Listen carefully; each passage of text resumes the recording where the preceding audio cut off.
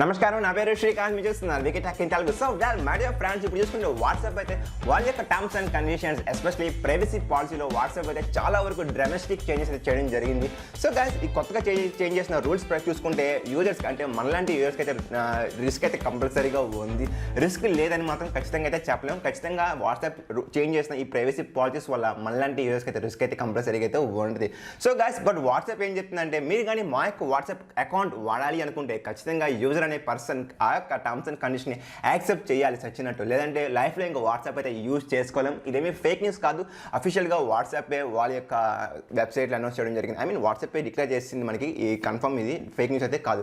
So guys, ఇప్పుడు చూసుకుంటే ఈ యొక్క డెడ్ లైన్ మనకి, ఐ మీన్ ఈ యొక్క టర్మ్స్ అగ్రీ చేయాలని చెప్పాను కదా, దానికి డెడ్ లైన్ వచ్చేసరికి మనకి నెక్స్ట్ మంత్ అంటే ఫిబ్రవరి 8 లోపల అయితే దీనికి డెడ్ లైన్ అయితే ఫిక్స్ చేయడం జరిగింది. సో ఫిబ్రవరి 8 లోపల మీరు కానీ అగ్రీ చేస్తే టర్మ్స్ అండ్ కండిషన్స్ని, మీరు లైఫ్ టైం వాట్సాప్ యూజ్ చేసుకోవచ్చు. ఇన్ కేస్ మీరు కానీ ఫిబ్రవరి 8 లోపల కానీ టర్మ్స్ అండ్ కండిషన్స్ అగ్రీ కానీ చేసుకోకపోతే ఇంకా మీరు లైఫ్లో అయితే వాట్సాప్ అయితే యూజ్ చేసుకోలేరు. సో గాయ్స్, ఇప్పుడు చూసుకుంటే ఈ యొక్క ఫిబ్రవరి 8 అని చెప్పుకున్నాం కదా డెడ్ లైన్ పీరియడ్. సో మనకి వాట్సాప్ ఓపెన్ చేసినప్పుడు మనకు ఒక పాపప్ నోటిఫికేషన్ రావడం జరిగింది. సో బటన్లో మనం చూసుకుంటే నాట్ నౌ అండ్ అగ్రీ అనే 2 ఆప్షన్స్ కనబడితే మీరు కానీ అగ్రీ సెలెక్ట్ చేసుకున్నారంటే సో నో ప్రాబ్లం, ఇంక లైఫ్ టైం హ్యాపీగా వాట్సాప్ యూజ్ చేసుకుంటూ వెళ్ళిపోవచ్చు. మీరు కానీ నాట్ నౌ సెలెక్ట్ చేసుకున్నారంటే ఇంకా భయపడక్కర్లేదు. ఎందుకంటే ఫిబ్రవరి 8 చెప్పాను కదా డెడ్ లైన్. సో మళ్ళీ మీరు సెకండ్ టైం వాట్సాప్ ఓపెన్ చేసినప్పుడు నెక్స్ట్ డే మీకు మళ్ళీ సేమ్ పాపప్ నోటిఫికేషన్ చూపిస్తూ ఉంటుంది. అలా మీరు నాట్ నో నొక్కుంటూ వెళ్ళిపోవచ్చు అప్ టు ఫిబ్రవరి 7 వరకు.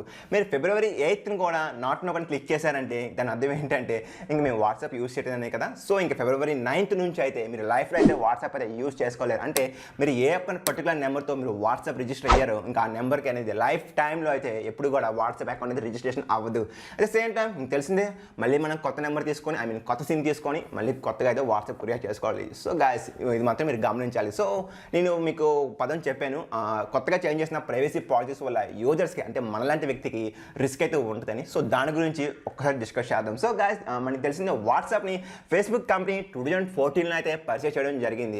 సో గాయ్స్, ఇప్పుడు వాట్సాప్ ఏం చెప్తుందంటే, మేము ప్రైవసీ, ఐ మీన్ యూజర్స్ ఒక కంప్లీట్ డేటా మేము ఎన్క్రిప్టెడ్ ఫార్మేట్లో అయితే మా దగ్గర దాచుకుంటామని చెప్పి, అంటే మనకి ఫేస్బుక్ సర్వర్స్ ఉన్నాయి కదా, సో ఆ సర్వర్స్లో దాచుకుంటామని చెప్పడం జరిగింది. సో గాయ్స్, దీని ద్వారా ఏంటంటే, ఫర్ ఎగ్జాంపుల్ నా అకౌంట్ చూసుకోండి, నేను అవతల వ్యక్తికి ఏ మెసేజెస్ చేశాను ఆ మెసేజెస్ స్టోర్ చేసుకుంటుంది. వాళ్ళకి పంపిన audio files, video files, photos, వాళ్ళకి ఎన్నిసార్లు మనీ పంపే మనకి తెలిసిందే కదా. వాట్సాప్ రీసెంట్గా వాట్సాప్ పేమెంట్ తీసుకురావడం జరిగింది. ఇదివరకు మనం గూగుల్ పే, ఫోన్పే వాడతాం. బట్ ఇప్పుడు వాట్సాప్ అయితే వాళ్ళ యొక్క వాట్సాప్ పేమెంట్ చేసుకోవచ్చు కదా హ్యాపీగా, యూపీఐ పేమెంట్ వాట్సాప్లో కూడా. సో ఎన్నిసార్లు మనీ పంపుతున్నావు, ఎంత పంపుతున్నావు, ఎవ్రీథింగ్ డేటా అయితే వాట్సాప్ అయితే రికార్డ్ చేసుకొని వాళ్ళ యొక్క ఫేస్బుక్ సర్వర్స్లో అయితే స్టోర్ చేసుకుంటుంది. సో గాయ్స్, దీని ద్వారా రిస్క్ ఎలాగ ఉంటుంది అనుకుంటారేమో. మనం ఫర్ ఎగ్జాంపుల్ యూపీఐ పేమెంట్స్ అని చెప్పాను. సో మన యూపీఐ పేమెంట్ అంటే మన బ్యాంక్ అకౌంట్ లింక్ అయి ఉంటుంది. At the same time bank అకౌంట్కి మన ఆధార్ కార్డ్ లింక్ అయి ఉంటుంది. అట్ ద సేమ్ టైం మన ఆధార్ కార్డ్తో మన స్థలాలు కొంటూ ఉంటాం, ల్యాండ్ రిజిస్ట్రేషన్, ఆధార్ కార్డ్తో మనం చాలా పనులు చేయొచ్చు కదా మన భారతదేశంలో, ఇండియాలో. సో అవన్నీ అయితే వాట్సాప్ అయితే లీక్ అయిపోద్ది. సో మన ఫ్రెండ్స్తో ఒకసారి ప్రైవసీగా చాట్ చేసుకుంటూ ఉంటాం, అవన్నీ డేటా మొత్తం బయటకు వచ్చేస్తూ ఉంటుంది. సో వాట్సాప్ దగ్గర చెప్పిన ఎన్క్రిప్టెడ్ ఫార్మేట్లో అయితే దాచుకు పెట్టుకుంటుంది. సో దీనివల్ల మనకి రిస్క్ ఎలా ఉంటుంది అనుకుంటారేమో. మీరు గమనించినట్లయితే very long back, I mean very long కాదు, జస్ట్ ఒక 3 to 2 years బ్యాక్ అనుకుంటా, ఫేస్బుక్ అయితే హ్యాకర్స్ హ్యాక్ చేసి ఫేస్బుక్లోని యూజర్స్ డేటా నియర్లీ చాలా భారీగా అయితే దొంగలించి మనకి డార్క్ వెబ్లో అమ్మడం జరిగింది. ఫేస్బుక్ అయితే అమెరికన్ గవర్నమెంట్కి చాలా కొన్ని వేల కోట్ల పెనాల్టీ కూడా అయితే కట్టడం జరిగింది. సో ఈ విధంగా మన యొక్క డేటా కానీ వాట్సాప్ ఐ మీన్ సర్వర్లో దాచినప్పుడు మేబీ చెప్పలేం. ఈ యొక్క మనకి తెలిసిన కదా టెక్నాలజీ చాలా వరకు ఇంప్రూవ్ అవుతూ ఉంది. సో హ్యాకర్స్ అనేది మళ్ళీ హ్యాక్ చేయొచ్చు, మన డేటాను కూడా వాళ్ళు హ్యాక్ చేసి డార్క్ వెబ్లో అమ్మేయచ్చు. సో మన యొక్క బ్యాంక్ అకౌంట్స్, మన ఫోన్ నెంబర్స్, మన డీటెయిల్స్, మనం ఎవరితో ఏం చాట్ చేస్తాం, పర్టికులర్ ఎవ్రీథింగ్ అయితే లీక్ అయిపోతూ ఉంటాయి. సో చాలా వరకు రిస్క్ ఉంటుంది పర్సనల్గా కొంతమందికి అయితే.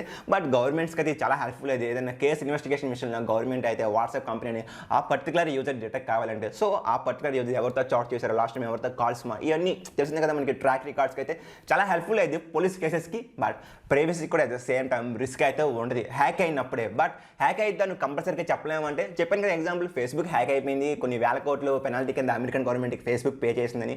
సో మళ్ళీ హ్యాక్ అవ్వచ్చు, హ్యాక్ అవ్వదని రూల్ అయితే లేదు. బట్ ఎనీహౌ ఈ కొత్తగా వచ్చిన rules. At the same time WhatsApp మనకి ఒక clone feature, I mean merging feature తీసుకురాబోతుంది. అంటే మనకి వాట్సాప్, ఇన్స్టాగ్రామ్ అండ్ ఫేస్బుక్, ఈ 3 కూడా మనకి తెలిసిందే ఒకే కంపెనీకి సంబంధించినవి. ఫేస్బుక్కే ఇన్స్టాగ్రామ్ని, వాట్సాప్ని పర్చేస్ చేసిన విషయం మనకి తెలిసిందే కదా.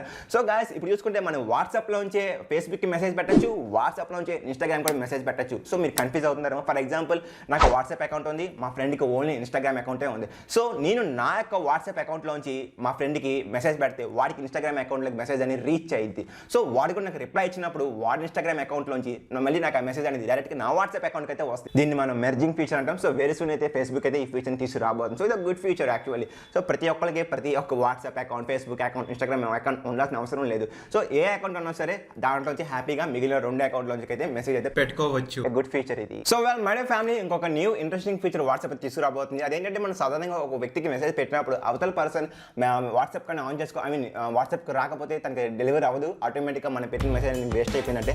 సో ఇప్పుడు చూసుకుంటే వాట్సాప్ ఒక 30 days ఫీచర్ అనేది తీసుకురాబోతుంది. సో మనం మెసేజ్ మన సైడ్ నుంచి పెట్టినాక అవతల పర్సన్ 30 days లోపల ఎప్పుడైనా సరే వాట్సాప్ ఆన్ చేసుకుంటే హ్యాపీగా మనం పెట్టిన మెసేజ్ అనేది అవతల పర్సన్ డెలివరీ అయింది. సో ఇది ఒక న్యూ ఇంట్రెస్టింగ్ ఫీచరే. So definitely. సో గాయ్స్, మీరు కానీ మన ఛానల్ ఫస్ట్ టైం చూసుకుని సబ్స్క్రైబ్ చేసుకోండి, ఎందుకంటే మీకోసం టెక్నాలజీ సమస్య మీరు తీసుకొస్తూనే ఉంటారు. Thank you so much guys, take care.